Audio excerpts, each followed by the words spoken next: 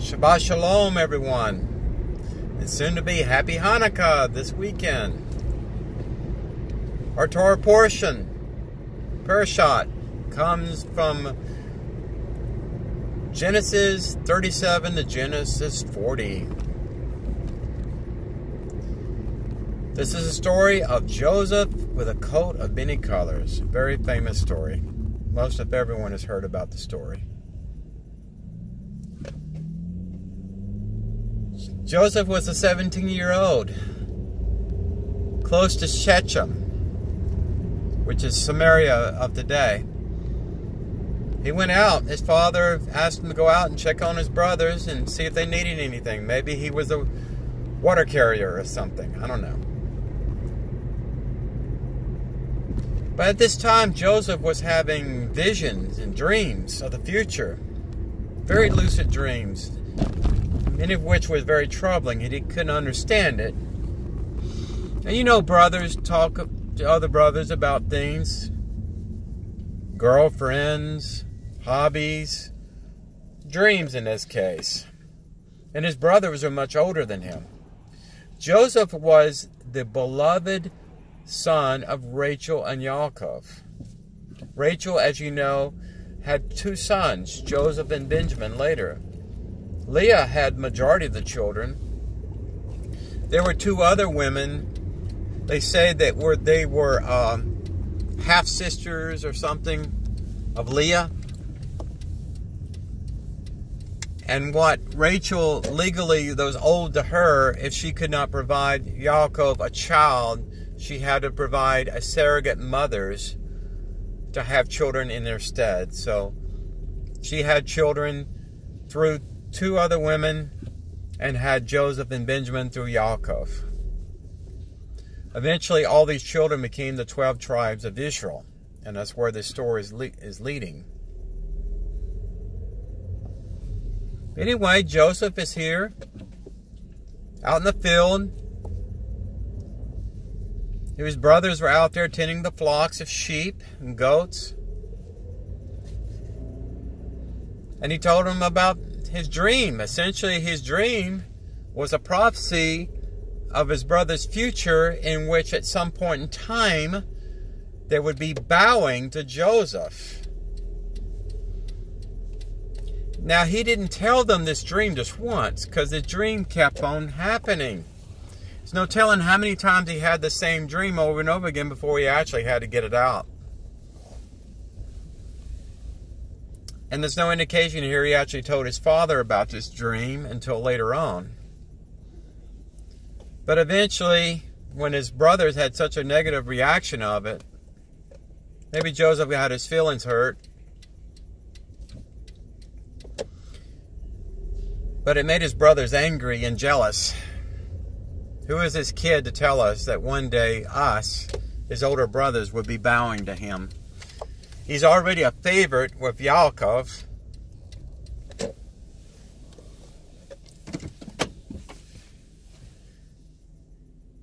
I don't want to hear about these dreams.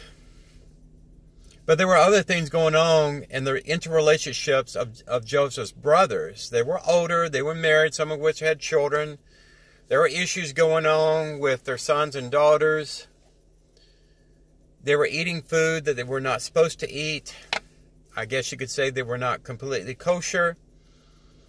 They were violating ethical treatment of their bondservants, the people they had there serving them. They were abusing their wives. I don't know if there was domestic abuse, yelling, cursing, whatever. Joseph had a very tender soul. He was a very righteous man. It says in the Torah that he was the most righteous of all the children of Yaakov. And he had this conflict resolution. He could not understand why it was so easy for his brothers to do things that he was taught and raised by Rachel and Yaakov that were wrong and immoral. So he went to his mother. His mother went to Yaakov and told him what was happening. And Yaakov, when he found out about Joseph's dream, he said, I don't blame your brothers. from being angry at you. Do you really expect me, your mother, your brothers to one day bow to you? It's kind of ridiculous, right? Why don't you try to go and mend your disagreements with them, mend your fences. And by the way, take some more water out there. Anyway, the story ensued.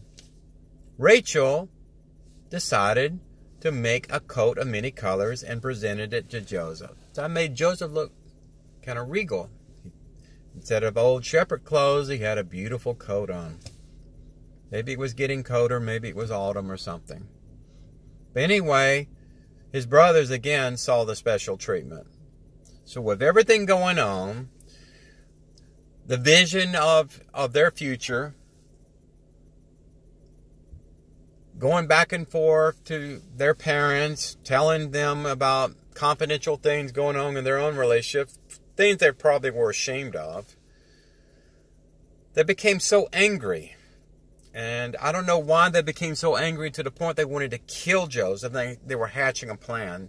So one time, when they went out in the field to do whatever they were doing, maybe they were trading or something, getting something at the local market in ancient Canaan, they decided to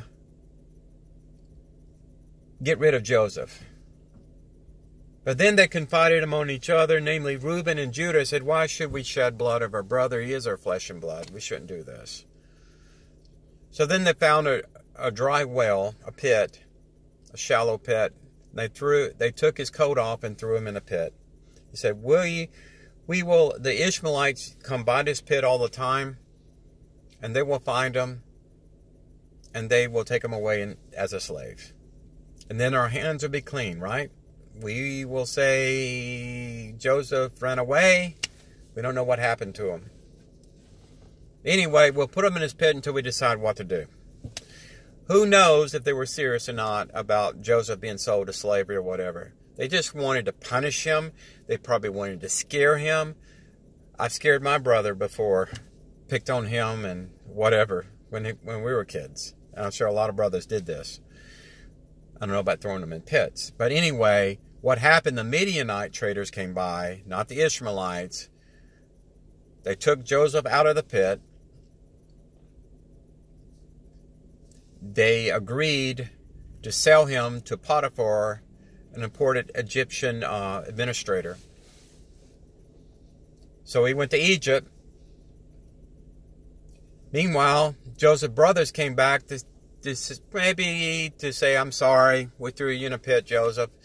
And to their chagrin and great fear, Joseph was gone. And maybe Yaakov was asking, when is Joseph coming home for dinner? So they had the coat in their hands, and they had to come up with another plan of deceit. So they decided to use the blood of an animal and then take the coat back and claim that we found his coat, and he must have been eaten by a savage animal. It tore apart Yaakov's heart and really damaged relationships with the family at that time. Plus, the brothers were full of guilt. They tried to forget about it. Things happen like that, There were wild animals out there, right? Anyway, Joseph was taken into Egypt. Potiphar loved him, like his own son or whatever, and put him in high-ranking positions, a servant. Potiphar's wife took a liking to Joseph and was making sexual passes upon him. Joseph said, this is not right for me to do this. He's a married man. Who am I to do this with his wife? And he said, no. He was refusing sexual advances, and to the point where Potiphar's wife became so angry and hurt or whatever, jilted. She was reaching for him, and she accidentally tore part of his tunic. And then Joseph left outside the home where he was a servant. So when Potiphar came home, he heard what was happening, and evidently Potiphar's wife was screaming, rape, rape, rape. This Jew raped me. Well, Potiphar did what any good Egyptian administrator did at his prestige and level before the Pharaoh. When something like that happened, he had to punish Joseph, even though in his heart he probably didn't believe it. But anyway, Joseph went to prison. And I believe there were 3 other prisoners that were in adjacent cells of Joseph. And then when Joseph came into the prison, during the time, I don't know how long he was there. He may have been there 5 years or whatever. I don't know. There was a cook, for instance, that was there. I guess he made something that didn't please the Pharaoh. Maybe gave him an upset stomach. Whatever. Each of the 3 prisoners began to have visions and dreams in Joseph's presence. And they were very troubling dreams. And they asked Joseph to interpret the dreams for him. Or they just shared information, and then Joseph probably revealed the outcome of one dream and explained it logically for him, because he had that gift of being seeing visions and interpreting dreams of the future. Well, some of the dreams are pretty horrific. I don't want to get into that. But anyway, they explained to the prisoners what their dreams meant. Eventually, they were released first, and Joseph stayed in prison. But before they left, he said, please, tell Potiphar, tell Pharaoh that I helped you. Maybe I can get an early sentence of pardon or whatever. So Pharaoh at this time began having dreams.